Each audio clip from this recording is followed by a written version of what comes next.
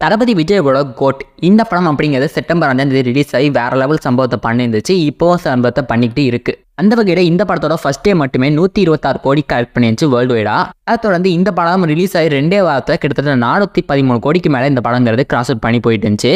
இப்போ இந்த படம் ரிலீஸ் ஆகி கிட்டத்தட்ட 3 வாரம் கம்ப்ளீட் ஆக போகுது. இந்த படத்தோட ஓவரால் கலெக்ஷன் 500 கோடியா 550 கோடியா அப்படிங்கிறது தெரிய வரல. ஆனால் இந்த படம் தமிழ்நாட்டில் மட்டும் எந்த அளவுக்கு கலெக்ட் பண்ணிருக்கு அப்படிங்கிற மாதிரியான ஒரு அப்டேட் ஒன்று கிடைச்சிருக்கு. இது அன்அஃபிஷியல் அப்டேட் தான், ஆனால் டெஸ்டர் சோர்ஸ் மூலியமாக கிடைச்சிருக்கு. நிறைய மூவி ட்ராக்கர்ஸ் இதை தான் சொல்லிக்கிட்டு இருக்காங்க. இந்த கோட் படம் அப்படிங்கிறது தமிழ்நாட்டில் மட்டுமே 200 கோடிக்கு மேலே கலெக்ட் பண்ணிட்டு இருச்சு அப்படிங்கிற மாதிரியான அப்டேட் தான் வந்துகிட்டு இருக்கு. இதுக்கு முன்னாடி பொன்னியின் செல்வன் இந்த படம் தான் ஃபர்ஸ்ட் டைம் நம்ம தமிழ் சினிமா வந்து ரிலீஸ் ஆன படம் தமிழ்நாட்டில் மட்டுமே 200 கோடிக்கு மேலே வசூல் பண்ணியிருந்துச்சு. அந்த படத்தோட வசூல் அப்படின்னு எடுத்துக்கிட்டா தமிழ்நாட்டில் மட்டும் 225 கோடி கலெக்ட் பண்ணிருந்துச்சு. அதுக்கப்புறம் ரிலீஸ் ஆன தளபதி 67வது படமான லியோ படம் அப்படிங்கிறது அந்த கலெக்ஷன் பீட் பண்ணி 231 கோடிக்கு மேலே கலெக்ட் பண்ணியிருந்துச்சு.